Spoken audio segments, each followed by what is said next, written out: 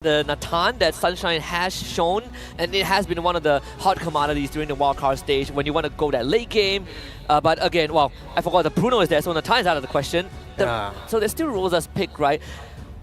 The Vantia doesn't look that Lilia? good anymore. Lilia. Back to the Lilia? We could go back down that route, right? Jungle, it used to work, and it's a favorite pick for Rosa. I know it's not meta right now, but it might help again, because if BTK decides to go into, definitely Harith is still an option for them. And if there's a Lilia on the other side, the Lilia will give the high loss to Fredrin and the Harith a lot of difficulty, and then that'll force BTK to switch into a different magic damage jungler. The lineup of BTK to me screams like they definitely need magic damage in the jungle. So instead of going for the Lilia, they still go for the control and the still relatively good amount of burst in the Aurora, and that is still good for slow front to back style of lineups. And I mean, the Aurora overall, I think, is one of the top tiers right now outside of the Eve and the Jushin. And what it supplies against some of the other fighter junglers, it will still supply against the Fredrin. It will still a supply against enemies that just want to walk up to you, right? So a decent answer. Here comes the Granger. All right, so do we actually think the swap could come? I do not. I think it's going to be Zia Granger, but I know the fans are hoping maybe for something different. No, Zia Granger. Zia Granger, for sure. There's no way to think there's anyone no else. other, there's no other gold laner. Yeah, up against the Bruno. So okay, so we are going to be seeing the return of Fredrin in the jungle. Well, 100% on Arlott EXP. Yes. Yes. Is it Rome Hylos? I do prefer the Rome Hylos to a certain degree. For sure, you can match the Cho. Well, you can't really match the Cho in terms of mobility, but you definitely have this guaranteed control that stops the Cho from moving, stops the. Seeing the glue being picked up even as a way to respond to all this, and yeah, it's Mocha Fred coming back here, and he's facing off against Tianzi, both junglers who I think we really need to watch out for because they're very keen on getting that jungle control and advantage in terms of the farming. But how efficient will our XP laners be in the early game, in the early skirmishes? Because if you were to look at the glue up against an Arlott, what are your thoughts about this matchup? I mean, the glue against the Arlott is a matchup where, I think for the Arlott, mainly, you don't really want to go for any trades here. All you want to do is farm up, wait for level 4, and then participate in the fights. Yep. I think most of the fights we're going to see in the mid lane, this is a very aggressive Lo Yi Hylos against a very aggressive Cho and Aurora too. So it's all about the mid lane here, and you can already see that Lethal Ignition and Bargain Hunter. Man, Hoon is going for that snowball for sure. He's doubling down on the early game power of the Lo Yi. Yeah, and how will Hoon create all this space, especially with the Lo Yi, one of the best mages who you could rely on in terms of doing that. So they can really take Ulfhednar by surprise every now and then whenever they want to. But then another thing I think we have to really watch out for is Zia once again showing us another Granger gold. Earlier, it wasn't as successful, but all things considered, the lineup right now that BloodThirstyKings have decided to field for this game, it seems like it could be a little bit more coordinated in terms of whenever they want to pick the team fights. It's also much better as a front-to-back composition. Well, Impact's good read on that. It's a Shunpu out here. And I do want to talk a bit more of the Arlott pick, right? Because the Arlott is something we don't really see too often nowadays, but with the Fredrin in the jungle, it does make sense for you to go for the Arlott. You get so many resets. Especially because pops in Revitalize, goes over to Sun, the final slash will connect to the Tianzi. Full lock up there, first blood for Hoon. That was unfortunate. The sustain was still there for Shark. He had his Revitalize ready. And now Ulfhednar, they lost one member just right before this turtle. But it seems like they're still staying aggressive as ever, trying to disrupt Moazine from getting his purple buff, but still he'll be able to get it either way. So we may potentially see that once Tianzi gets hold of his purple buff, will they try to still attempt for this turtle contest? I guess we'll see. Apex is walking up, no level 4 just yet, so no way of the dragon. Goes in for a bit of damage. Immersion into the back right now, full flank with the glorious pathway down. Who's going to be able to put up some damage as Alien goes in for Sword Split. Zane still looking for the Red Tree. Tianzi walking up as well. It's a 50-50. Jikundo over Red Tree. Zane wins it up. The split onto him, now mounting Mobazane. Shark in the midst of it all, still caught there. Just get away to Dragon to bring him back, and that's going to be TNZ picking up the kill now as Hoon goes in for the Yin reaction. But Apex 47 dives in, and Chicken will be able to flicker out for now. Alien gets the immobilized, forcing Chicken to go for the vengeance, and Apex takes him down. BloodThirstyKings, they get hold of the turtle, but I believe Ulfhednar, they're really happy with the traits that they got. BloodThirstyKings, they were able to create that proper zoning. They were able to look for the members. They were able to zone out Rosa, but they gave Ulfhednar enough time to actually regroup and for TNZ to even catch up to that team fight. He didn't go straight to the turtle right after securing his purple buff. He was also trying to get his orange buff, but even then he left it. He said, all right, I'm just gonna join, and that rewarded Ulfhednar a lot. Definitely did. They just played it super slow. They wanted to get the mount before going in. That's the thing, right? When you're up against a Spreadgen on the Joy, you want to come in as the assassin. You need to come in last. If you come in early in the fight, there's so much CC from BTK, and you can already see it over to Apex, TNZ. Walking up now over to Hoon. That's a Frigid Glacier to set up for the electrifying beats. Onto Zia now. Apex getting a good kick over, but the Purify gets him out. Zia still kiting away. Apex very low. Shark unable to go and march in forward. Zane will be able to get some damage down onto Alien, but that's about it. I feel like this entire situation is becoming something Ulfhednar really consistently takes advantage of. Their early rotations coming in from their XP lane and the information that they're able to get immediately, but that's a trade. They take Apex 47, so I don't think they'll be as aggressive towards this bottom lane anymore. Like, it's a kill, right? It's good for Zia, but it was also great for Sunshine. He got almost the entirety of the turret gold there down below. And we saw how the Bruno matchup against the Granger played out just earlier, so... Again, that's going to be quite concerning, you know, giving Bruno gold in the early game once he gets the Milfic gun.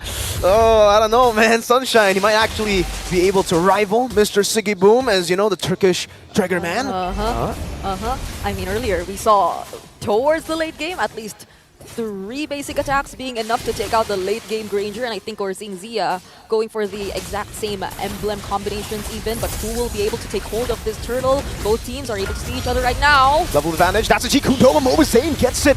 The last hit over with skill 1 in the retreat. Chicken walks in with vengeance, and Alien will just disengage. Neutral objective control for BTK. I think Mobazane's here to remind us of how reliable the Fredgen is when it comes to getting these objectives. That's a second consecutive turtle that Mobazane was able to secure for his team. So I think regardless of the more successful engagement, hold on, Rosa, will he be able to get out of this? Whoa! Close, very close. Has to use the flicker. And Apex will be able to grant him some safety up top. Chicken could be able to survive this. There's no real kill threat here. Bottom lane, that's a diversion. Sunshine gonna be caught. Hoon missing out the reaction, but Zia gets the last hit. Apex with the way to drag, but Revitalize gets popped in by Shark, and now Apex is forced back. They have essentially already shut down Sunshine. Now they're gonna get a shove down, and what are they gonna look to group? That was a really quick response from BTK though. Like the moment they knew there were 2 members trying to actually get some of White Chicken's attention, an immediate diversion towards the bottom lane, and a very great or a rewarding kill that they could secure up against the Sunshine, who earlier we mentioned, he's just getting all the farm. He's going unnoticed, but now BloodThirstyKings, they're paying attention as well. So they want to shut down these winning conditions for Ulfhednar. And we also haven't paid much attention to how BloodThirstyKings, they're actually showing some slightly better control in terms of taking the conversions and objectives of the turrets. I think they're doing a much better job so far here. Only the turret gold really going to Ulfhednar, right? But in the mid game, late game, getting these turrets, that's what's important here. Not just that turret gold. And Zia is already being swapped up top. Let's see how they get this. Zia is getting 3 hits down. Doesn't look like Ulfhednar want to walk, and Mobazane doing a good job on this Fred. That's Moba Fred for you. I can imagine how hyped up those former Fredrin users are right now, or do we really call them former? Because either way, I think we're gradually seeing a increase the number of Fredrin appearances. Who knows? This might not be the first or the last time we'll see the Fredrin here in M6, and this is the 3rd and last turtle that, compared to the first 2, Ulfhednar won't be contesting anymore. Perfect turtle for the BloodThirstyKings. 3 for 3, and now they play the slow game. They're just waiting for Zia, I would say, right, to get to those item power spikes. It does seem like for Hoon, he should be already on it. So, I don't know, man. It's just a slow game at this point, right? They just want to outrange Ulfhednar, and they want to peel for Zia. Yeah, and it's Protect Mr. President. It's nice to see, like, Bloodthirsty Kings gradually adapting to this kind of a playstyle. We know for one that if it was Fly Chicken we're talking about, the eager one to make the plays, the one who wants to go for those really aggressive XP laners, but it seems like they're adjusting really well to this high loss XP gameplay that they're showing us. They're really able to protect the key members we are actually watching out for here in BTK and pick the right team fight. It's speaking of... Alright, that's another diversion play. They do up top. So right now, the problem for Ulfhednar definitely is how could they expect all these team fights that will come from BTK? And now that they're struggling to get the pickoffs, they're struggling to get the way of the dragons towards Zia. But speaking of, that's an attempt though. Great final slash to Voiker. Now Rosa going to be caught. White Chicken just staying on him. The way to Dragon Appeal, but now the Vengeance and the last shot. Rosa is down. Sunshine gets a trade in the bottom lane. That's a tier 1, but still, Bloodthirsty Kings definitely leading here. And I don't know, Brigitte, but BTK, this team finally coming back on stage. Yep. The color scheme, the stage. It really, I don't know, this tournament feels a whole lot like M3, man. You can see Chicken walk up again, get in the final slash, baiting out the Purify as well. Hoon to be targeted down by Tianzi, but he's still able to get the yin-yang reaction and get some shielding, and he will be able to escape for a bit. Hoon did the shielding again. Oh, the stun coming in. Tianzi outplayed by Hoon and Shark with the Revitalize, and now it's a full dive. A Praesor's Wrath from Mobazane. Chicken going for the kill, and that's a stab from Mobazane. He will be taken down. Chicken gets out though, and it becomes a great trade for BTK. That's a 2-for-1, and they only lose their tank jungler. And they immediately convert and take out some of the remaining resources from Ulfhednar as well.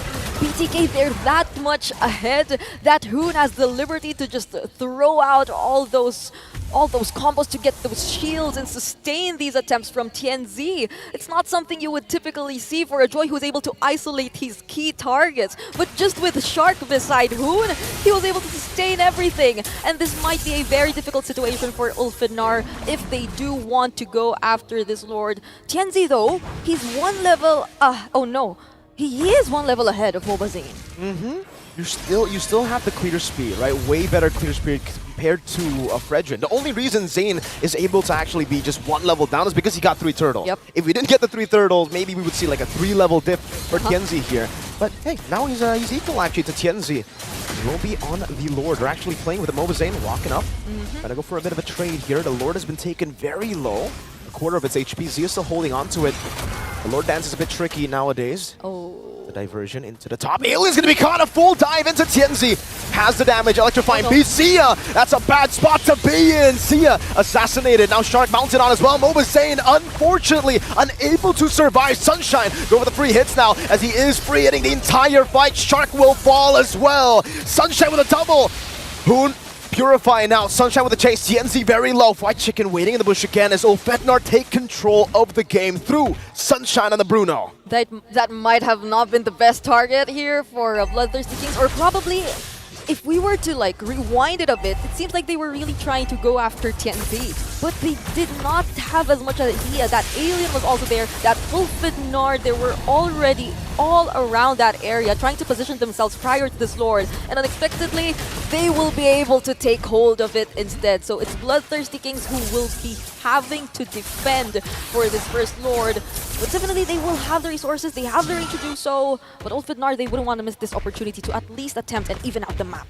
Definitely, Ulfhednar, you know, the way that they have been able to utilize the Bruno and the wild card. We've seen how brutal Sunshine can be on this Bruno, and so far he's been farming, waiting for that item power spike. I wonder if he has the Melfic gun already. I'm gonna have to check real quick, and he does so. Melfic gun power spike online now for Ulfhednar. It's a battle of the front to back, honestly, at this point, right?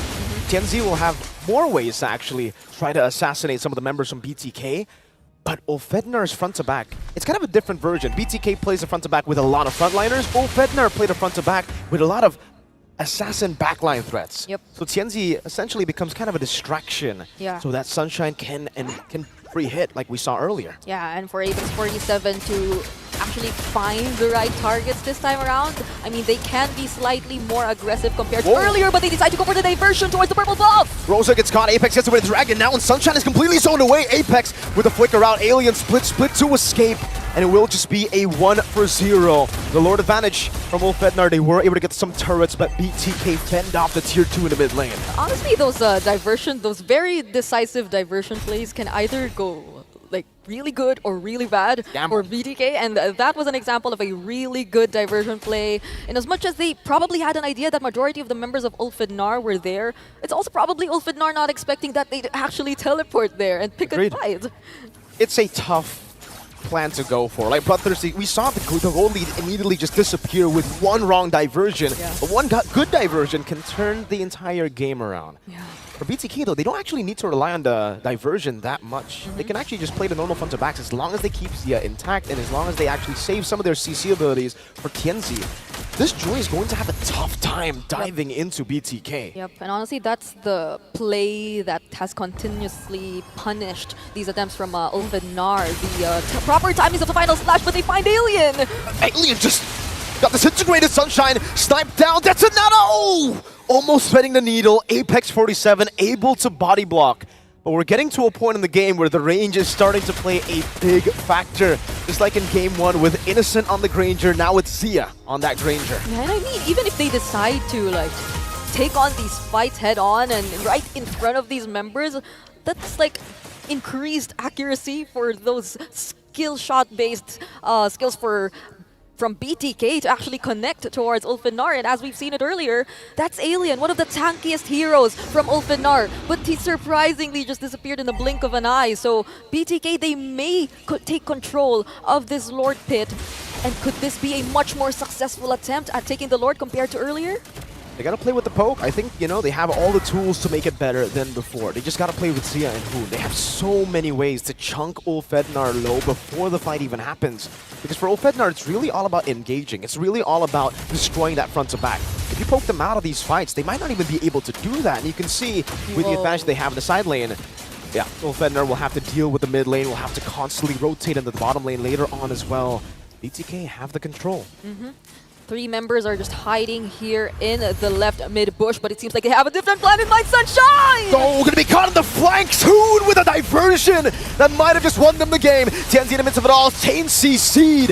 It is the mount on Shark, but you do not mount a horse without getting tapped down by the man who blazed the horse. White Chicken takes him off. Alien is down. Apex will be forced to recall, and BTK get the 2-for-1. And that clearly is a win for BTK here. Will they proceed with taking the Lord? Because some members seem to be running after TNZ right over here, but TNZ will still take him on. Great electrifying beats and the winner crown too. Now it's Rosa who walks in forward. TNZ again taken down before he can go for the kill. Now Apex looking for the play, goes over to Jikundo, just buying a bit more time, and BTK will be forced back because of the damage that TNZ has done. And you said it, they bought time. They bought enough time. Sunshine is now back in the game, but that's a quick diversion once again. Will they find Apex 47? They do, but he gets to Jikundo out.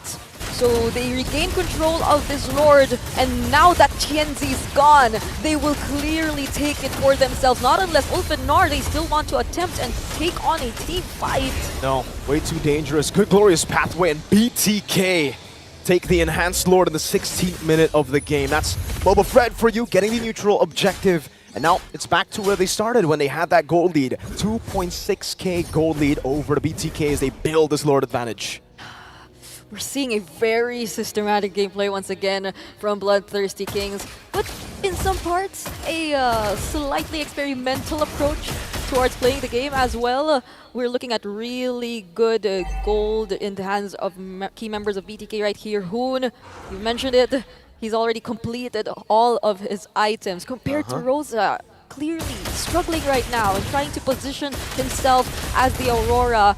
It seems like he's been a consistent target for BTK ever since the beginning of this game, but Hoon, wow. Wow, that was a crazy diversion take from Hoon. I didn't think he would take it, but you know, he does. He knows that there were a lot of people there to help him out. Oh, TNZ was looking for a flank, gets caught out and spotted out. He will just go to the purple buff. I don't know if BTK will... no, they won't chase TNZ. They're just going to play with the Lord and maybe look for the Lord charge. But no, they're actually taking it super slow. Won't play for the Lord. The Lord gets taken down. Sunshine deals with it. They'll steal the purple buff away. Oh, no, Apex is chain CC, but he does have the Shun Poo. So, yeah, it becomes a kind of just it's an equalizer. Now they are on the same amount of turrets. Yep, honestly, I feel like we're seeing some, or BTK having some second thoughts as to whether or not should they be reacting to the pressure that TNZ is trying to create in this kind of situation against BTK, where they're clearly trying to catch up. But that's one of the strengths that you'd probably consider for this kind of assassin jungler, for the Joy. Like the mobility it has, the ability to close gaps or even just run away from these members of BTK and create or control the macro all by himself. It's one thing that could probably distract BTK from doing whatever they want to do, doing whatever by-the-book attempt they want to proceed with in closing this game. But Apex 47 and even TNC comes in from behind. Alien trying to split them up. Zia still kiting away. Moba Zane able to sustain back up, but Alien won't be able to do the same. Oh, it's a battle of the frontliners, and Zane is on that Fredrin. So tanky and sustainable. It seems like those sandwich plays aren't really working for the matches we've seen today, at least. That's a 3-man knock-up though, but an immediate burst down! For Chicken with the final slash finding, and the Appraiser's Wrath to combo it in. Tenzi's in the midst of it all as a Joy gets the electrifying beats, the winner crown and the immortality buy. But now Tenzi able to escape. Mobasane walks back up, trying to go for the kill, and a Sunshine with a triple to save Ulfhednar in game number 1 in this best of 1. And this is no joke. I just want to say, I lost track. We were already 19 minutes into this game, so the death timers, they're actually quite long. They're actually extending the game to this point, and Tienzi with the high electrifying beats, will he be able to catch Shark? Not just yet, but still dashes in. Fortunately, there's the glorious pathway, but man, this is already almost a 20-minute game. It's coming to a point where we're going to see one big fight, and then we're going to see the end here. Ulfhednar defending it, and now they're going to go for the Lord. This is an Evolved Lord, so it's going to be a bit tougher for BTK to deal with, and there's absolutely no chance they get to contest this. That's a free Evolved Lord over to Ulfhednar. This is actually devastating. BloodThirstyKings for the entire 18 minutes or so, having complete control, actually making Ulfhednar kind of become so unsure of whether or not they actually want to position themselves in certain areas, because BloodThirstyKings, they have this tendency to really be first in terms of taking control of these brushes, but then in the blink of an eye, Ulfhednar just relying on Sunshine's late game capability. Now we're seeing them being the more aggressive team. BloodThirstyKings, they have to defend this, but how reliable is their wave clear exactly when it comes to this point in time? Good question. That's a really good question to ask.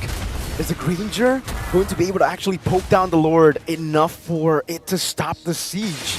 Because Ulfhednar, they should have ways to actually zone BTK away and for Sunshine to just get some free hits onto the turret. If he does get those free hits. Oh, Tienzi's melting Mobazane down. Oh, with just a quarter of HP left, forced to use the Appraiser's Wrath, and the Evolved Lord will be able to charge down.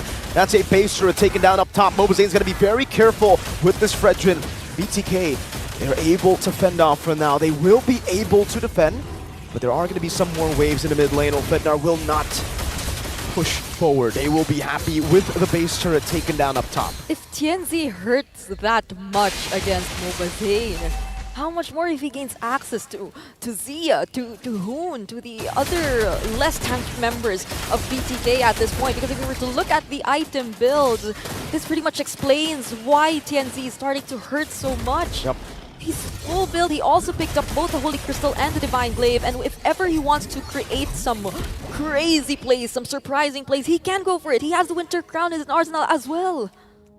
The Winter Crown is such a good tool to have on the Joy, because the Electrifying Beast, I mean, with the new Winter Crown, it still comes out, right? So you're dealing damage with no risk at all while you're in the middle of the fight. And BTK, I think they've been kind of overconfident a lot of times, just sitting on the Electrifying Beats. I know you got the Athenas, I know you got that Radiant Armor, but hey man, it's better not to take that damage when he's on you. Better to actually move back again. I understand though, they want to try to just go for him right as he gets out of the Winter Crown.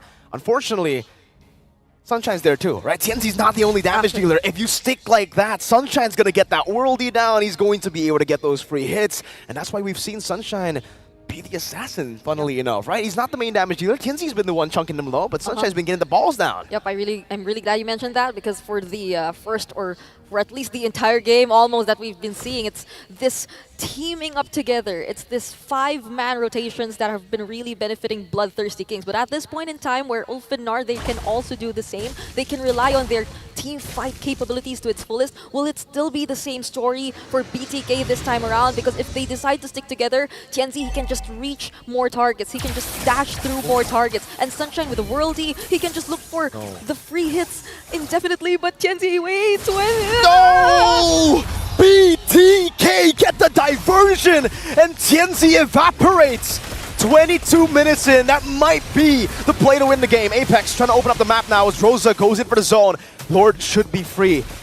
Tianzi down for 47 seconds. That's no joke. We're 23 minutes in. The death timers are no joke, but it seems like Ulfhednar, they still want to take on this fight. Apex 47 poked very low, but that's a flicker from Alien, and he's isolated. He's alone, and White Chicken though. Trying to escape, will be able to flicker out there. Does seem like Ulfhednar is doing a great job right now, holding on to it. The Glorious Pathway popped down already. Apex 47 going for the stun right now onto Mobazane. Will he be able to get it with the Way of the Dragon as well? Mobazane still with the Retribution. Apex Immortality down. Sunshine with a Purify. The final slash brings him into Sia's gunshots. The yin-yang reaction will get Hoon a double. And now Ulfhednar will have to defend against the Eval Lord of BTK. While Sunshine is yet to return for nearly a minute. So BloodThirstyKings, they're really picking up the pacing. They want to make as much use of this Lord that they've secured for themselves. This is an evolved Lord, and definitely you'd want to stick together this time. This is the moment you'd want to stick together and really stay by the Lord's side. But wait a minute! Winter Crown into the Immortality. Tianzi buying some items, but is it going to be enough? Tianzi down. Who gets a killing spree? Apex with the conceal, Zia with the Sky Piercer. It's a diversion again to flank Ulfhednar. Rosa pops into Frigid Glacier, trying to survive the Sky Piercer. That's one stack on the board. Apex buying a lot of time, but it is not going to be enough as Chicken gets rid of him. BloodThirstyKings. BTK is back on the world stage. A wipeout before securing the game. The return of BTK.